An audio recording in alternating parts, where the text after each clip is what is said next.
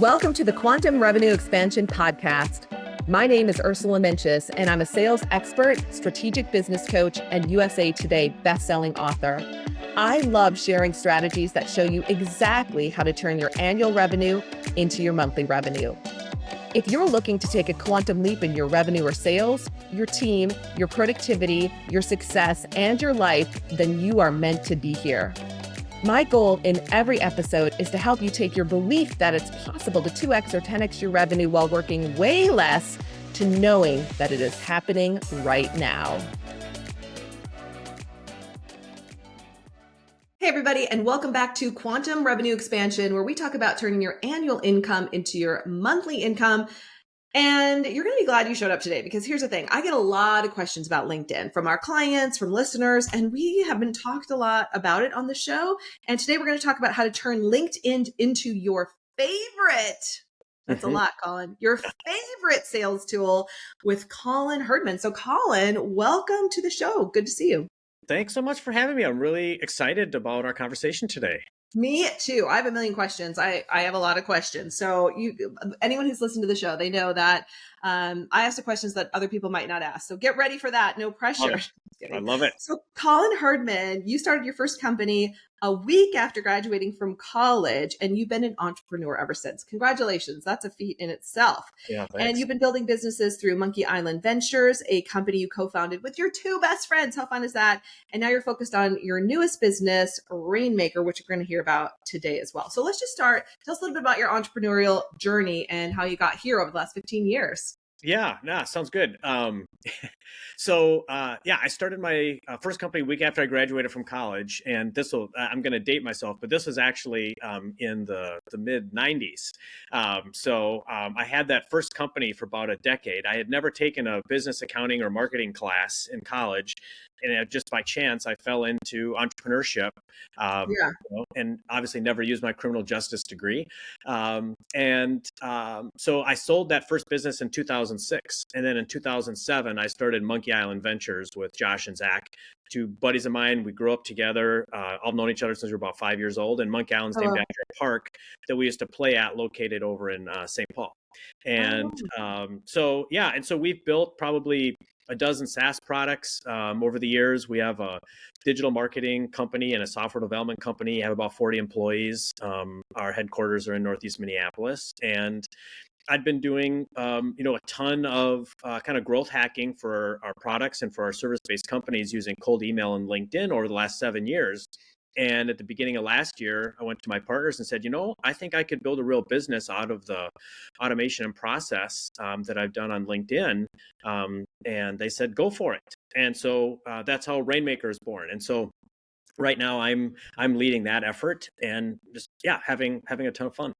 Yeah. Awesome. Well, congratulations. That's a lot of business that's been done over the years. And it sounds like you had a lot of fun along the way with your friends, and just that, because I think that's such an important part of it. I mean, people don't realize, those who are listening know, because they have their own business, but outside of this entrepreneurial space, people don't realize, right? Like how much work and all the things that have gone into what you've built to this point. And if you're not having fun along the way, you're not going to keep doing it. So I love that you brought, you're doing it with your friends. So speaking of that, what's it like? What's it like being in business with your two best friends from elementary school, it sounds like, or from grade school? Oh yeah.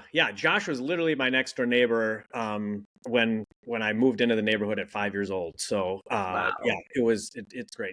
It's fantastic. I mean, as you know, and you'd already touched on, being an entrepreneur, being a business owner, it's not easy. It's really difficult, and it doesn't matter who you are. You're going to have ups and downs. You're going to have more failures than you do successes, and having business partners that, I trust down to their very core, that I can talk about, anything personal and business related, has just been a true blessing. Just feel so happy to have them in my life. And, we've, I think, took the right approach. We use EOS in some of our companies, and, core values is one of the things that you come up with. And, we came up with our 5 F's, which is freedom, finance, family, friendship, and fun. Mm. And those 5 F's are really what we live by. And we've always put our friendship and relationship ahead of business decisions. As you know, very few business decisions are truly catastrophic. Yeah. And I think there's always a level of risk in any decision that you make. And I think we, really trust one another and know that, what, okay, we think this is a good idea. It might not work, but we're going to give it a try. And we've kind of had that ethos really from day one. And I think it served us well. Yeah. I'm involved in 2 coaching businesses. The second one is 3 of us, and 3 can be interesting, right? 3 can be interesting. So how do you manage a trio? Yeah, well, quorum always wins. Okay, And there we if go. the third person doesn't like it, well, suck it up and deal with it. And again, I think it goes to the personalities. The 3 of us. We have different personalities for sure. But at the heart of who we are, there's a lot of commonality there. Yeah. And so yeah, I think um, sharing in the day to day is great. We scrum every morning. We meet for an hour and a half, every Monday late Wow. afternoon, and we're each kind of running different businesses under our portfolio, and so we're always checking in on that. But we're there to support one another, and there's certainly some overlap. Between the companies as well. So Yeah. yeah, it's been great. And anyone that's a aspiring entrepreneur or existing, if you can bring in business partners that you can get to work and have those kinds of relationships with, I highly recommend it. Yeah. My first business they weren't involved in, and I really much more appreciate the relationship I have with them now in these businesses. Yeah. Yeah. Sounds like you have strong core relationships and really solid boundaries, and quorum wins. So I got Yeah. it. I got it. I Yes. agree. I have way more fun in the business where I have my business partners and just be able to, just being creative and working together and all of those pieces. Right. So then you're in this world of LinkedIn now, like Yeah. really you're specifically living in the space of LinkedIn. Sounds like you've been in there a while. We were chatting about this earlier. Like I think most people think, okay, I have my LinkedIn account. I've got it, my profile updated. I've got some reviews on there. Those look pretty good. I'm doing my posting pretty regularly, but nothing's happening. Would that be what like you hear pretty often, and you're able to help people? You're able to help people shift that, right, and start to get results. Tell us Yeah, about. absolutely. I think what people can expect, in the way that I'll address this podcast is, number one, I'm going to have some pretty strong takes on LinkedIn and how to use it. Yeah. Number two, I will get into some very specifics in the process that I use that people can apply manually. So I think there'll be a ton of value there for people that want to venture into some of this themselves. I'm very much an open book in the way that I use LinkedIn for myself and for my clients. And the way that I think about LinkedIn, it's kind of broken out into 3 layers. One is philosophy. The second layer is around audience, Mhm. and focusing in on audience building, and then the last is strategy. So actually activating that audience. So I'll tie in your first question just kind of around where people are coming from. The having the base minimum that you should have around a LinkedIn profile is being authentic and genuine with who you are, about the brands that you represent. That's just table stakes. Making sure that your profile is built out where you have a good profile picture, that you have a good banner, like all those kinds of things. You want it to be representative of who you are at the current state of where you're at, so when people do visit your profile, that it reflects accurately. And so that kind of portion of someone's profile, it's in the way that someone sets up their um, the way that they're going to be represented on LinkedIn. Yeah. It's not a toxic place. I think that's one of the things I really like about LinkedIn. It's really quite positive.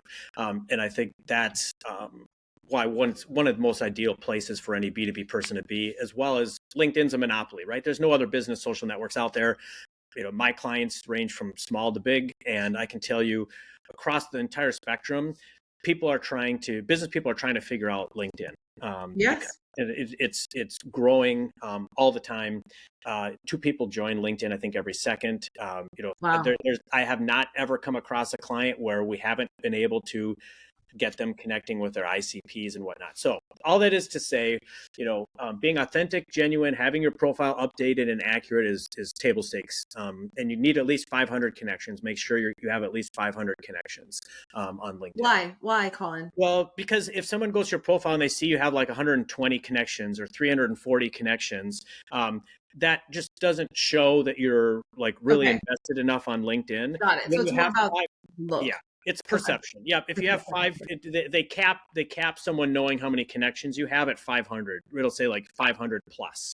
Got it. So that's like a minimum that you'll want to get to. So Okay. so then the other things about how I approach LinkedIn philosophically is mindset is the second thing. So you have to have an educational mindset because nobody wants to be sold on LinkedIn. I never use in-mails. I never use sponsored posts or ads. What I think a lot of people do a disservice to themselves when they are trying to sell people right away, when they're trying to book meetings with people right away, when they have absolutely no idea if people even need or want what they're selling.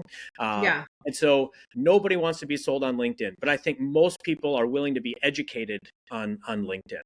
And then the second part of mindset is an experimentation mindset, meaning, there's different functions and features within LinkedIn. You want to test different things and see what works and stack those. The things that don't work, table those and maybe try them again at a later date. Okay. So that's kind of the mindset you need to have. And then the final thing is you have to understand the pains and barriers that prospects are trying to overcome. What is it that they want to be educated on? And most importantly, what is it that you can teach?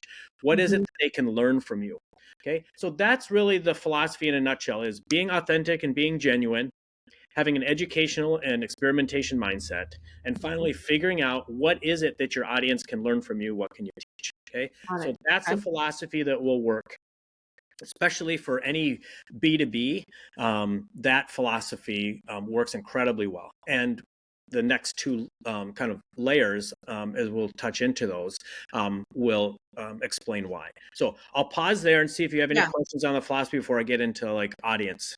No, I get it. Like, so you want to look good, have more than 500. So be set up, be professional, and recognize from a mindset perspective, this is really about educating people. People are willing to be educated. We're Yep. not going on there to fire off a bunch of emails and say, hey, we need to meet so you can buy my thing. Got it. Okay. So Yep. we're moving into so then do you have, I'm sure you have ways to help us grow our network. Do you have strategies that you teach to do that?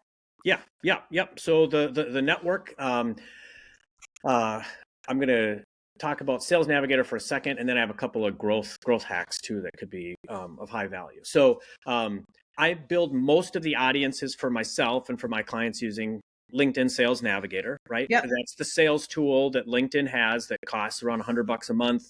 And it allows you to hone in on leads, build out lists and save searches, and has a bunch of filters in there to help you hone in on the kinds of people that you want to start building relationship with. I'd say about half my clients have Sales Navigator, the other half don't. If they don't have it, I'll just use mine and we'll build the audiences off of mine and I'll have their account start to activate those audiences. I do have some clients, they'll use like external sources of data like Zoom Info or if they're going to events or conferences, they'll build out lists Yeah. from those, and we'll use those as well. But Sales Navigator, I'd say, is the majority of where I build lists from.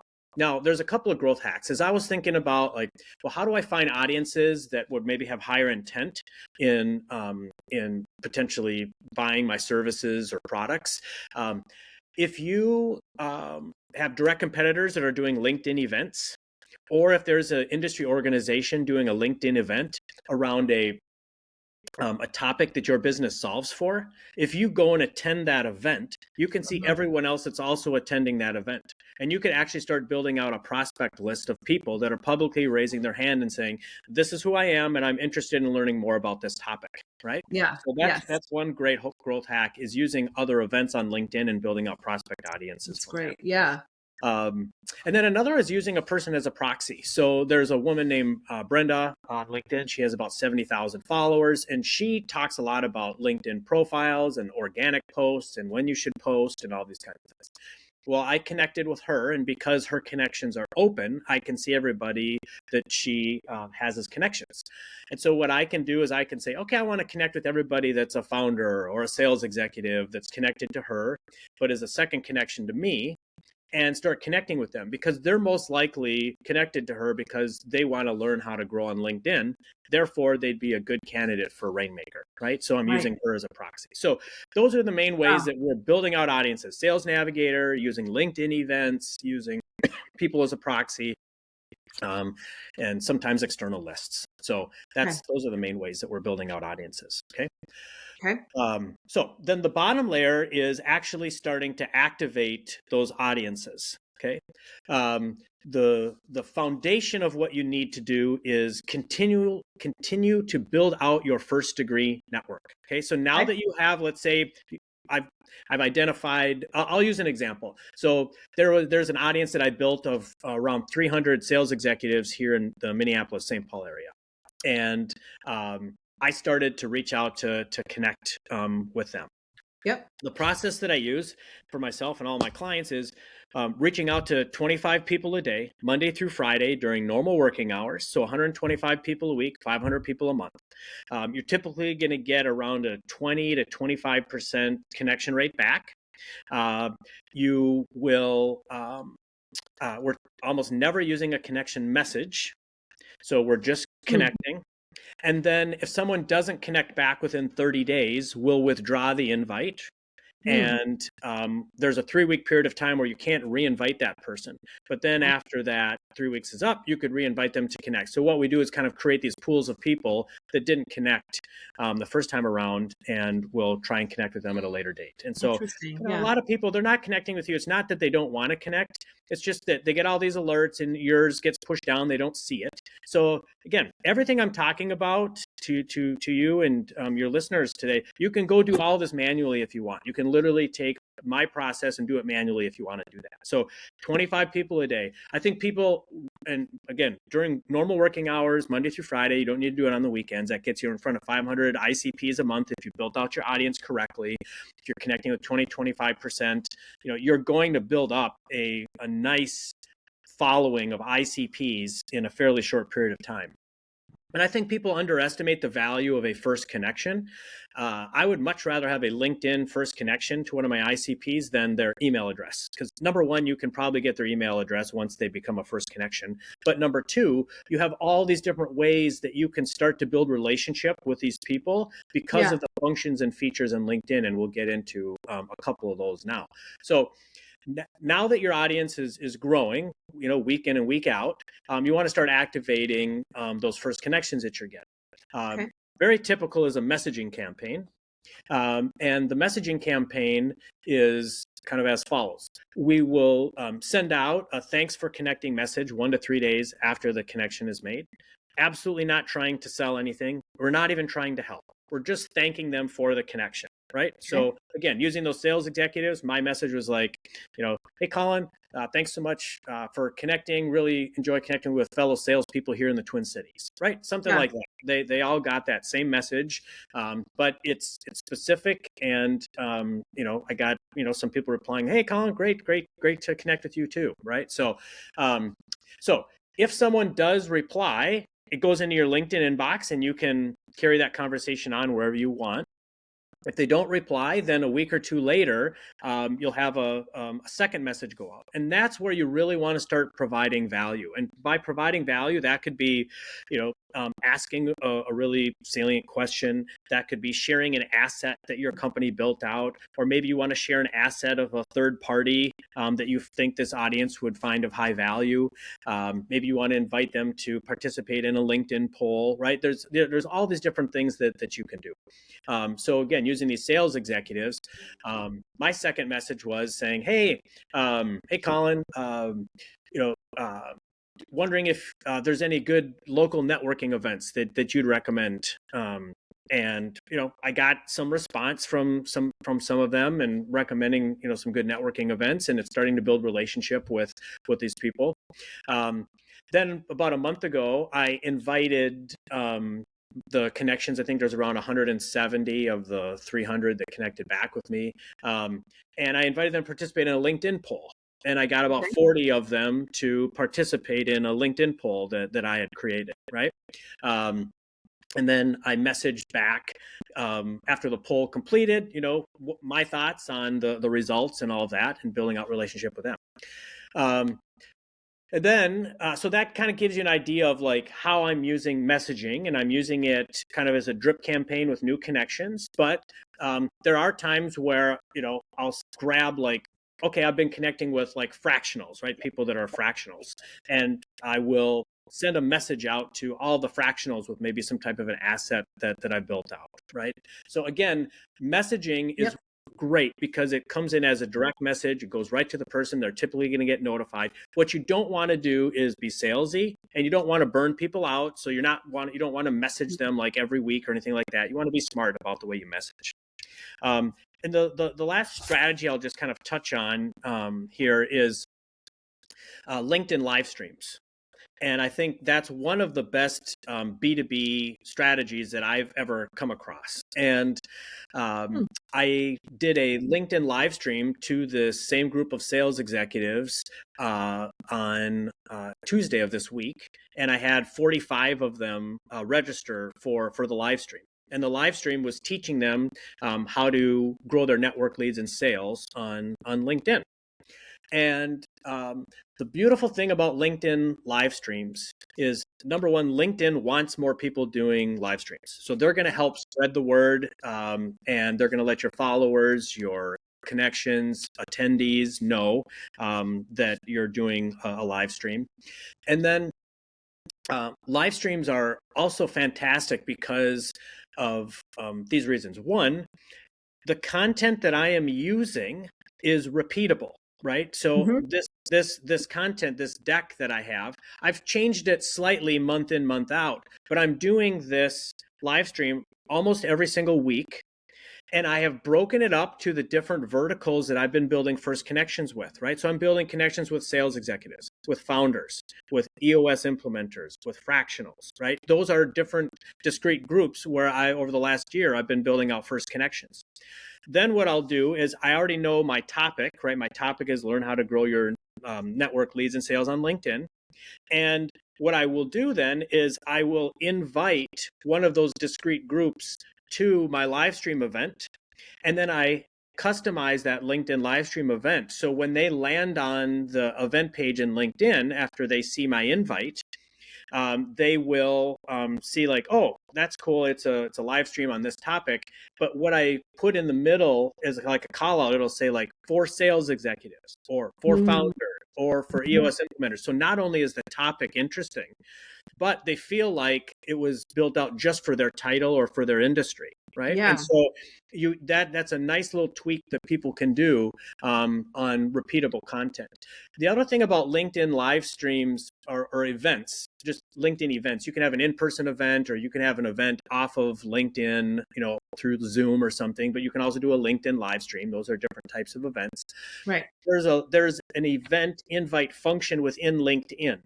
And so I will actually, for myself and my clients, I automate that out, but you can do it manually if you want, where you're inviting people to the event, and people will get an invite in their alerts, not through a direct message. It's in their alerts. So it's a nice soft touch. It's really hard to burn people out with this tactic. And then they'll see the invite to the event, they'll click into it, and then they'll make a split decision on, okay, this looks interesting or not, and I'll either click attend or not. Yeah. Once they click attend, they're now opting into you, right? They're essentially telling you, I trust you enough that I'm going to click attend. I see this topic as being interesting enough that I also want to click attend. And what I think makes it really, really powerful is that when the live stream is done, I will go after I'll message all of the attendees after the event is over, and I'll say like, hey, Colin, thanks so much for registering for the LinkedIn live stream I hosted. Here's a link to the recording, and the live stream gets saved as a recording on the event page forever. And then underneath it, I'll say, you can have different calls to action, but one of my favorite calls to action is, if you ever want to chat LinkedIn strategy, feel free to grab some time convenient for you here, and I'll give him my Calendly, right? And Yep. so now that's opening up the opportunities to start Mhm. booking meetings. And for Love any it. B2B, meetings are the lifeblood of our business. Nobody's going to just buy from us without talking to us first. We have to talk to them first. And so that whole process that I laid out gets you to the point where you can give people a Calendly and it doesn't feel salesy, it doesn't feel spammy, it doesn't feel icky in any way. It's just a natural next step if they want to converse and continue to learn from you and potentially do business with you. I find it to be great. And so all of these things that I've talked about, doing these things over a period of time to these audiences that you're growing, allows you to get those 7 to 10 marketing touches that you need before people feel comfortable with you and are willing to do business with you. And so I think that's why LinkedIn, when you use it in the ways that I'm describing, can really set yourself up for success, because you're leveraging the features and functions within LinkedIn in a way that isn't salesy, that's building relationship, and then is getting people to trust you, which leads to them wanting to do business.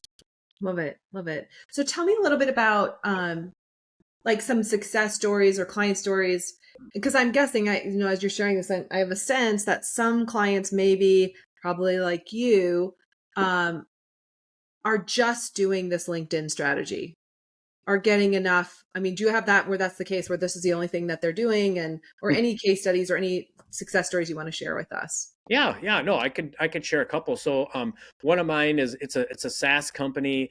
They sell software to help like manufacturing employees um, feel more rewarded and also feel like part of, like they create these feedback systems that like integrate into the manufacturing software and whatnot. And so we've started building out like their connections. They've been a client of mine for probably 6 months, 7 months now, and you know the kinds of people that they want to connect with.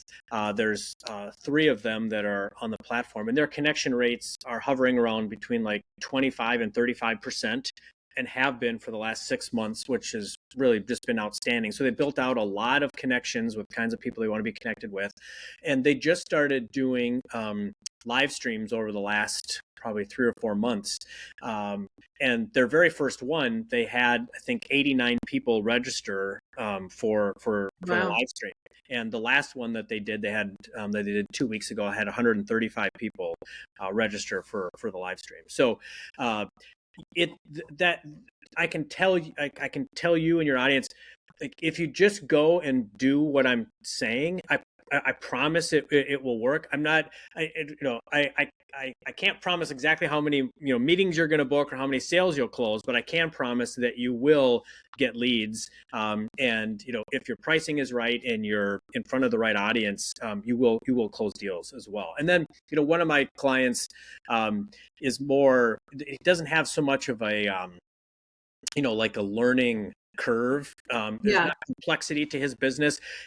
His business like washes like external buildings, like commercial buildings, Yeah. right? Like, and so we just set up a campaign where he's connecting with property managers, and as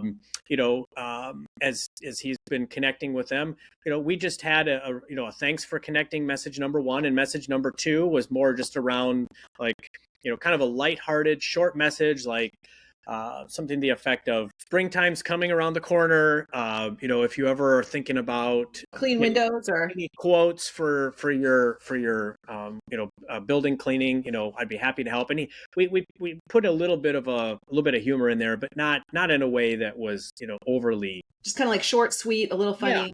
Yeah, Yeah. and yeah, I mean, I asked him, I'd seen that he'd been getting some replies from that, and yeah, one of the proposals was like a $30,000 proposal that he'd be doing twice a year. Right on. Right. Wow. And so again, that's leaning a little bit more into the sales side, but for his business, there's not much of a learning curve there. Like Sure. he's not, people don't really They aren't need it or they don't need it, right? Yeah. exactly right. They don't need to be educated on it. So he's a Yeah. little bit of an outlier, but that is all to say, I think it's okay for people to lean a little bit into activating the audience around some sales asks Yeah. when the timing is right, Yeah. and but you definitely want to be educational most of the time. Yeah. I mean, you are in the quantum revenue expansion show. So we like to hear about the success stories and the Right. right, Yep. like, and all the hacks that are out there and all the ways that, that we could be marketing with our clients, we always want them marketing 3 ways. And again, I was just having a conversation with a client a week ago about LinkedIn, some of the things he's doing. And I said, hey, I'm going to have Colin on the show. So he'll have to listen to the show and learn more about what we do. So let's talk about Yeah. that. I know we're almost out of time, Colin, but so there's you give us, so for our listeners, right? If you took a lot of notes, you might want to listen to this again. Colin told you exactly what to do. So you told us, you gave us the juicy stuff. Yep. And then there's some of us who are either too busy or too lazy to figure that out or to do it on our own, right? Like it's too much. Like what? So if we want help with that, your company helps with some of those pieces, right? Not so much the setup, like we got to set our own stuff up, but like how do you help? And then tell us about Rainmaker. What does that do? Yeah. So, everything that I'm doing with Rainmaker happens within my client's LinkedIn account. So nothing happens outside of LinkedIn. So okay, got it. Okay. When they log into their LinkedIn account, they'll see the messages being sent, the invites being sent, the event invites being sent. Oh, wait, does Rainmaker do that? Yeah, Rainmaker is doing all those automations. That Rainmaker automates all of that. Yep, right. That's exactly what Rainmaker. The whole purpose of Rainmaker is to take away the kind of the monotonous actions that you have to take, automate that. But then my clients, I don't work with any clients that are like salesy. I really haven't had that much problem with that because I've been able to ensure that they adopt my ethos. Yeah, right. With the messaging, you're talking about how you guide them and like what to put in the messaging so it doesn't, so we don't sound salesy. Got it. Right. Yep. I even created a Rainmaker Messenger GPT that I have my clients. I was going to ask how you're incorporating AI right now because that's the next. Yeah. Yep. But Rainmaker really is it's a software and process that's kind of in the back end. So I almost call it like a white glove SaaS. My clients work directly with me. I'm the only person in the company right now, so they would literally be working with me. And then the software and the process, those things just happen in the back end. And so, we would build, lists together in their sales navigator or mine. We would start activating those, at the 25 a day, and then we'd start implementing, message campaigns. Yeah. Or, I've done trainings for free with my clients where I help them get their live streams set up and things like that. So, but that's really what it is. Clients that want to activate LinkedIn in a scalable way. That's really what Rainmaker does. Is kind of takes the time component away from them, where really all they need to focus on is responding to what happens on LinkedIn from who we're reaching out to, and then building out different types of content, whether it's a live stream or if there's an asset they want to share, or like the messages that they want to put in, like that. That's all I need from them. So but you advise on all of that too, or you give input on that, or you would probably have great examples too. Yeah. Okay. And so if they want to learn about it, that your website is rainmakergrows.com. Yep. Rainmakergrows. Yep. We'll have that in the show notes. And for someone who's like, oh my gosh, I need to talk to Colin yesterday, how can they do that? Yeah, so I'm the only Colin Herdman on the internet, so you can connect with me on LinkedIn. Also at rainmakergrows.com, there's a free consultation button that puts time on my Calendly. And I'm happy to talk to anybody. I don't have any expectations that you'll sign up for Rainmaker. If you just want to chat with me and discuss, some strategies, or you have some questions, I'm always happy to do that. Awesome. Final word, Colin. Anything we didn't talk about, or I didn't ask you, or anything else you want to share with our audience? I don't think so. I think, I'm not a huge social media person. I don't love posting organic content. Oh, I like this. Say more about that. Yeah. Yeah. And so I think a lot of people are like that, right? Yes. But I think when as an entrepreneur, if you sit in the sales seat, you need to use LinkedIn, and the ways I've described, I think, are a great way to do it. And then the other thing that's really nice when you approach it from like that educational perspective is you don't feel like you're hardcore selling. You don't feel desperate. What you do, it kind of empowers you to share your expertise. And so whether people use Rainmaker or not, like use LinkedIn in the ways that I said. Use it from from an educational perspective, and I guarantee that you will get interactions, you will generate leads and sales, and I think you'll do it in a way that's a lot more kind of empowering and enjoyable. Yeah, awesome. Colin Herdman, thank you for being here on Quantum Revenue Expansion and for sharing all your wisdom about how to work with LinkedIn. And for those of you who want to get off social media or like just are tired of just like doing all that, maybe you're still going to be doing it, but maybe you want to do it in a different way and maybe you want to play more on LinkedIn. Definitely go to rainmakergrows.com, learn more about Colin. If you peel the poll, schedule a call with him. So, all right. All right, everybody. Thank you so much for being here. Colin, thank you. And we wish you and your best friends all the best. Thank you. Appreciate you having me. I had a lot of fun. Yeah, here we are in Minneapolis in a blizzard. Right. And to our listeners all over the world, we love hearing from you. If there's anything we can do for you, you can email us at ursula@ursulainc.co. That's it for this week. See you next week, everybody. Thank you so much for tuning into today's episode. If you loved what you heard, be sure to leave a review on iTunes so I know what you like and can create content that guides you to up-level your business even more.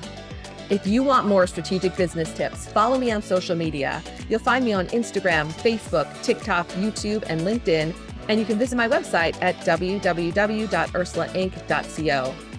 I love being on this journey with you and can't wait to connect with you on the next episode. In the meantime, make this your most epic month yet.